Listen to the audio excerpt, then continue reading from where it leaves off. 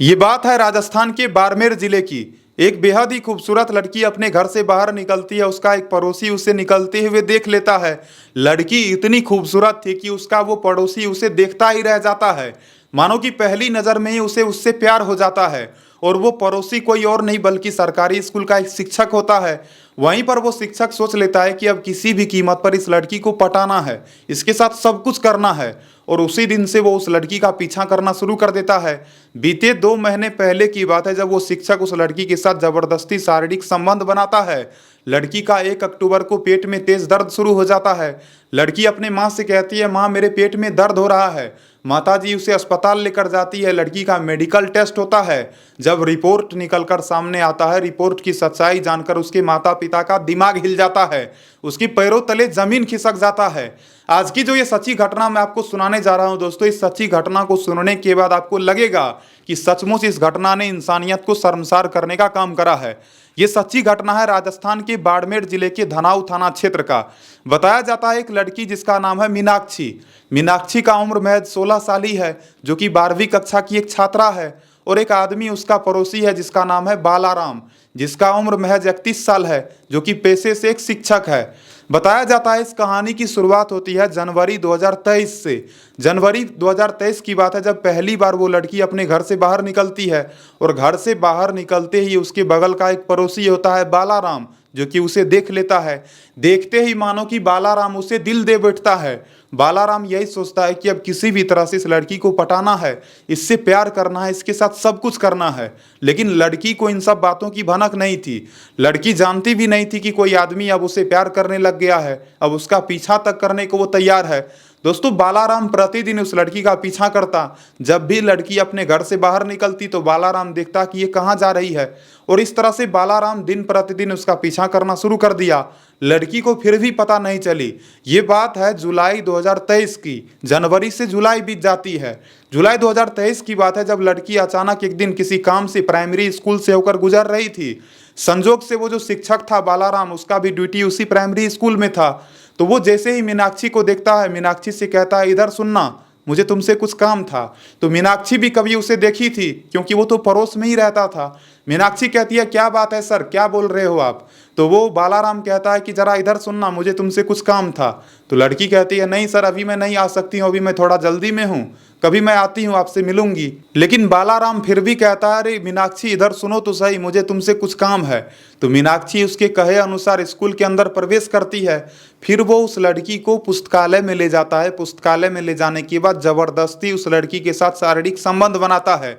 लड़की विरोध भी करती है, लेकिन बालाराम तो हवस का पुजारी था, क्योंकि वो तो जनवरी महीने से ही उसका पीछा कर रहा था। जबरदस्ती उस लड़की के साथ शारीरिक संबंध बनाता है। और संबंध बनाने के बाद वो लड़की को अपने घर भेज देता है।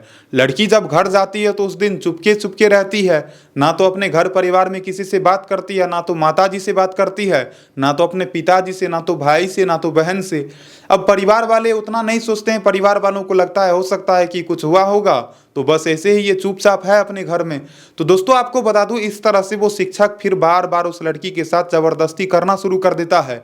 बार बार उस लड़की को वो बुलाता है, उसके साथ शारीरिक संबंध बनाता है और फिर लड़की को घर पहुंचा देता है। ये सिलसिला लगातार चलता ही चला जाता है। एक दिन फिर मीनाक्षी अपने घर से बाहर निकलती है। ये बात है 13 अगस्त 2023 की। 13 अगस्त को जब मीनाक्षी अपने घर से बाहर निकलती है तो वो शिक्षक बालाराम एक बार फिर से उसका पीछा करता है और मीनाक्षी को एक बार फिर वो उसी स्कूल में ले जाता है और फिर से मीनाक्षी के साथ शारीरिक संबंध बनाता है। शारीरिक संबंध बनाने के बाद फिर से मीनाक्षी अपने घर वापस आ जाती है।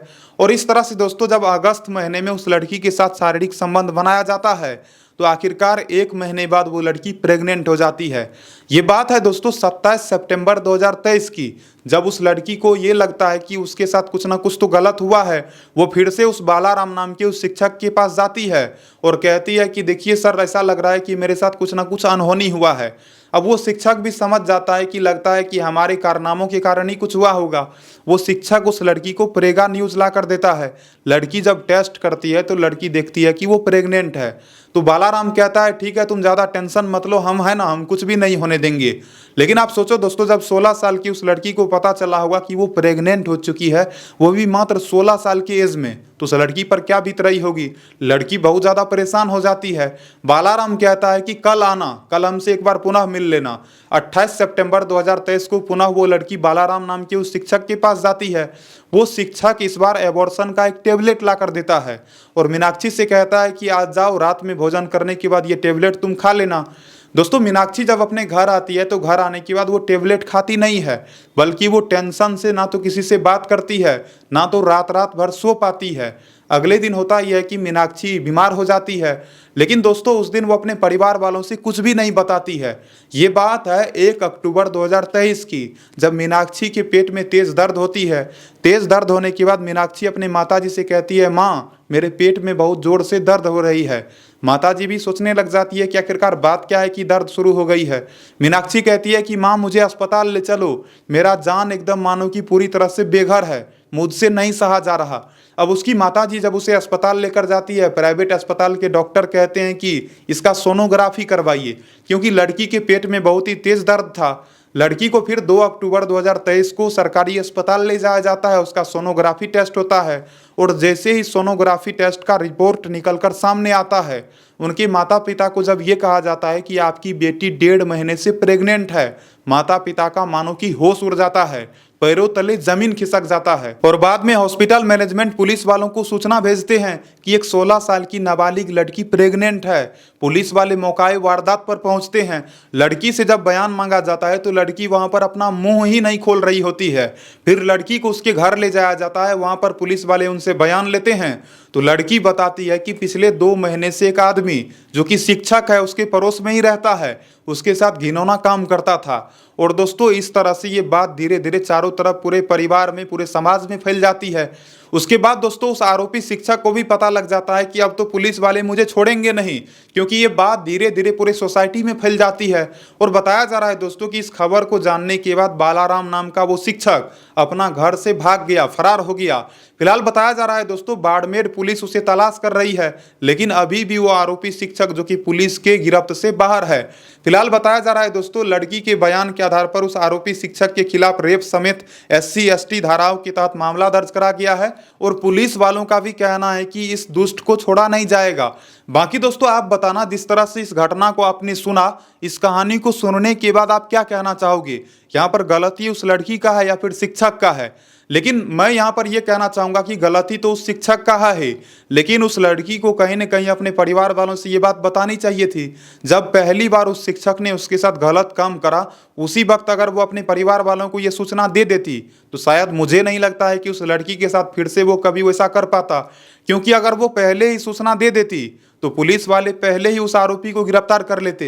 अगर मीनाक्षी अपने परिवार वालों को बता नहीं सकती थी तो कम से कम थाने में जाकर पुलिस वालों को बता देती, लेकिन मीनाक्षी किसी को भी नहीं बताई और किसी को नहीं बताने का परिणाम ये हुआ कि अब मीनाक्षी का खुद भी मुंह काला हुआ, परिवार वालों का भी मुंह काला हुआ और वो जो आरोपी शिक्षक है वो खुद भी बदनाम हुआ। तो फिलहाल इस वीडियो में इतना ही। आशा करता हूं दोस्तों ये घटना आपको सुनकर बहुत ही बुरा लगा होगा। बाकी इस वीडियो को आप अपने दोस्तों से भी शेयर करें, अपने परिवार के और भी लोगों से शेयर करें, ताकि उन्हें भी पता लग सके कि क्यों आज के समय में लोगों को सुरक्षित रहना और बहुत ही ज़्यादा सतर्क रहना जरूरी है। तो आप अपने सुरक्षा का ध्यान खुद रखें, सतर्क रहें, सावधान रहें और ऐसे दुष्ट लोगों से हमेशा दूरी बनाकर रखें। जय हिंद। मिलता हूं अगले नई वीडियो में नई खबर के साथ। तब तक मस्त रहें, स्वस्थ रहें और इस तरह की और भी खबरों के लिए आप इस चैनल को सब्सक्राइब करें और वीडियो को पक्का लाइक करें।